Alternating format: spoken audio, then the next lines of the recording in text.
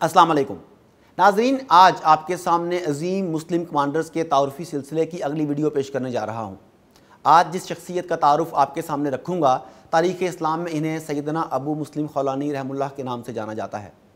ابو مسلم خولانی کا شمار اپنے دور کے ان عظیم لوگوں میں ہوتا ہے جنہوں نے مسلم معاشرے اور فتوحات اسلامیہ میں بڑا مثبت اور اہم کردار ادا کیا۔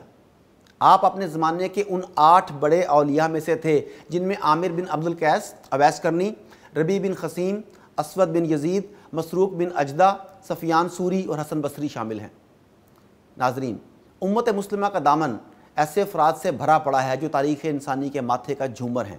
ان میں سے ایک نام ابو مسلم خولانی رحمہ اللہ کا بھی ہے۔ آپ کا شمار اونچے درجے کے حفاظ حدیث اور اولیاء اللہ میں ہوتا ہے۔ یہ عابد و زاہد انسان تھے۔ صبر اور استقامت کی اپنی مثال آپ تھے۔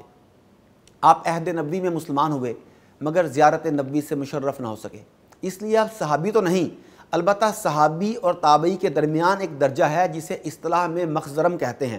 آپ اس مقام پر فائز ہیں۔ انہوں نے سب سے پہلے اسود انسی کی راہ میں آ کر اسے چیلنج کیا اور اس کی نبوت کو غلط ثابت کیا۔ میں آپ کو ان کی استقامت کا ایک واقعہ سناتا ہوں جس سے ہم سب کو ایمان کی تازگی حاصل کرنے کے ساتھ ساتھ یہ بھی معلوم ہوگا کہ عشق آتش نمرود میں بے خطر ہو کر کیسے کودتا ہے۔ ناظرین، جب اسود انسی نے نبوت کا دعویٰ کیا تو اس نے لوگوں کو اپنے اوپر ایمان لانے کی دعوت دی۔ بہت سے لوگوں نے اس دعوت کو قبول کیا۔ جن لوگوں نے اس کی دعوت کو قبول نہیں کیا وہ اسود انسی کے غیظ و غضب کا شکار ہو کر شہادت کی آغوش میں جا سوئے۔ اسود انسی کو جب علم ہوا کہ ابو مسلم خولانی کھلم کھلا اس کی نبوت کی تردید کرتا ہے تو اس نے آپ کو حاضر کرنے کا حکم دیا۔ چنانچہ آپ کو حاضر کیا گیا۔ اسود انسی نے کہا کہ کیا آپ اس بات کی گواہی دیتے ہیں کہ محمد اللہ کے رسول ہیں صلی اللہ علیہ وسلم؟ ابو مسلم خولانی رحمہ اللہ نے فرمایا ہاں۔ اسود انسی نے کہا کیا آپ اس بات کی بھی گواہی دیتے ہیں کہ میں اللہ کا رسول ہوں؟ ابو مسلم رحمہ اللہ نے فرمایا کہ میں آپ کی بات نہیں سن پا رہا۔ اسود انسی نے پھر کہا کیا آپ اس بات کی گواہی دیتے ہیں کہ محمد صلی اللہ علیہ وسلم اللہ کے رسول ہیں؟ جواب تھا کہ ہاں۔ اسود انسی نے کہا اور اس بات کی بھی کہ میں اللہ کا رسول ہوں؟ حضرت ابو مسلم رحمہ اللہ نے کمال متانت کے ساتھ وہی جواب ارشاد فرمایا کہ میں آپ کی بات سننے سے قاصر ہوں۔ یہ سن کر اسود انسی آگ بگولا ہو گیا اور حکم دیا کہ اسے جلا دیا جائے۔ چنانچہ بڑے پیمانے پر تیاریاں کی گئیں۔ روایات کے مطابق ایک بہت بڑی آگ دہکائی گئی اور تماشا دیکھنے کے لیے بہت بڑی خلقت امڑ آئی۔ پھر وہی ہوا جو کسی کے وہم و گمان میں بھی نہ تھا۔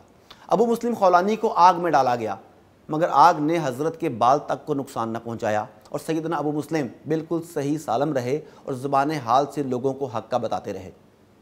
اس ایمان افروز منظر کے دیکھنے کے بعد بھی بدبختوں پر بدبختی غالب رہی اور وہ بجائے ایمان لانے کے حضرت کو علاقہ بدر کرنے پر تل گئے۔ درباریوں نے اسود انسی کو مشورہ دیا کہ اسے فوری طور پر علاقہ بدر کیا جائے ورنہ یہ لوگوں کے بگاڑ کا باعث بن جائے گا۔ چنانچہ ابو مسلم خولانی کو فوری طور پر یمن سے مدینے آنا پڑا۔ انہوں نے مدینے پہنچ کر سواری کو بٹھایا اور مسجد میں داخل ہو کر نماز پڑھنے لگے۔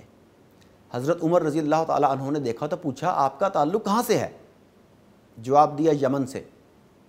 حضرت عمر رضی اللہ تعالی عنہ نے پوچھا اس شخص کا حال سناؤ جسے اسود کذاب نے آگ میں ڈال دیا تھا۔ حضرت ابو مسلم نے جواباً فرمایا وہ عبداللہ بن صوب ہے۔ حضرت عمر رضی اللہ تعالیٰ عنہ نے فرمایا میں تجھے اللہ کی قسم دے کر پوچھتا ہوں وہی آپ تو نہیں؟ حضرت ابو مسلم کو جواباً اقرار کرنا پڑا کہ ہاں میں ہی ہوں۔ حضرت عمر نے ان کو گلے لگایا اور روئے، پھر آپ کا ہاتھ پکڑ کر حضرت ابو بکر صدیق رضی اللہ تعالیٰ عنہ کی خدمت میں لے گئے، سامنے بٹھایا اور فرمایا اللہ تعالیٰ کا شکر ہے کہ اس نے مجھے اپنی زندگی میں اس امت کا وہ شخص دکھایا جس کے ساتھ سیدنا ابراہیم علیہ السلام والا معاملہ ہوا۔ ناظرین، ایسے خرقی عادات واقعات دور حاضر کی مادیت پسندی کی سمجھ میں نہیں آ سکتے اور نہ ہی ایسے افراد جلد پیدا ہوتے ہیں جن پر اللہ کا ایسا فضل ہو۔ یہ تو اللہ کے خاص بندے ہوتے ہیں جن پر اس کا خاص کرم اور فضل ہوتا ہے۔ ہر ایرے غیرے نتھو خیرے سے اس کی توقع کرنی بھی نہیں چاہیے اور نہ ہی کسی کے دامے فریب میں آنا چاہیے اور نہ ہی اب آگ میں کود کر حق ثابت کرنے کی کوشش کرنی چاہیے۔ خیر تو ناظرین، حضرت ابو مسلم خولانی نے اپنے آپ کو علم اور عبادت تک محدود نہیں کیا بلکہ آپ نے جہاد فی سبیل اللہ کو ایک محبوب مشغلے کے طور پر اختیار کیا۔ زہد و تقویٰ کو اپنانے کے باوجود آپ میدان جہاد کے جری مجاہد تھے۔ بلکہ شرجیل بن مسلم تو یہاں تک فرماتے ہیں کہ حکمران حضرت ابو مسلم رحمہ اللہ کی لشکر میں موجودگی کو باعث برکت سمجھتے تھے اور آپ کو مقدمات الجیش یعنی فرنٹ لائن کا امیر مقرر کیا کرتے۔ آپ زہد و تقوی کے بلند مقام پر فائز ہونے کے ساتھ ساتھ اعلیٰ جنگی مہارتوں سے بھی مالا مال تھے۔ آپ نے جنگوں میں ایک عام سپاہی کی طرح نہیں بلکہ اکثر و بیشتر فرنٹ لائن کمانڈر کے طور پر شرکت کی۔ آپ کے وجود مسعود سے مجاہدین کو ایمان کی تازگی ملتی رہتی۔ جہادی اسفار میں آپ کی استقامت بکثرت ظاہر ہوتی رہتی۔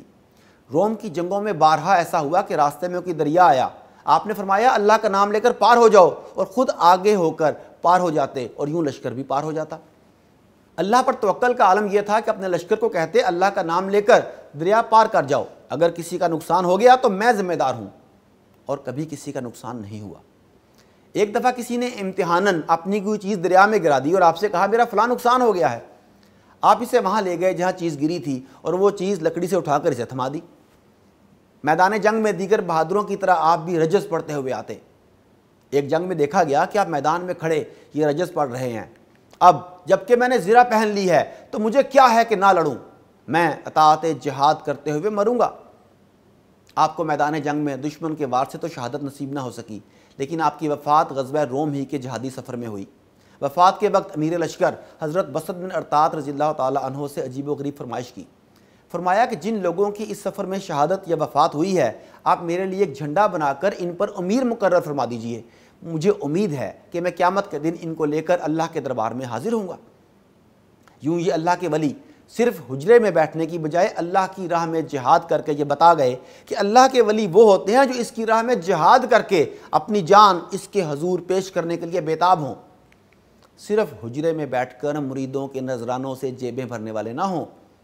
اللہ تعالیٰ سیدنا ابو مسلم خولانی کی قبر پر کروڑوں رحمتیں نازل فرمائے۔ آج کے لیے اتنا ہی، اگلی ویڈیو تک کے لیے اجازت، اللہ نگہبان۔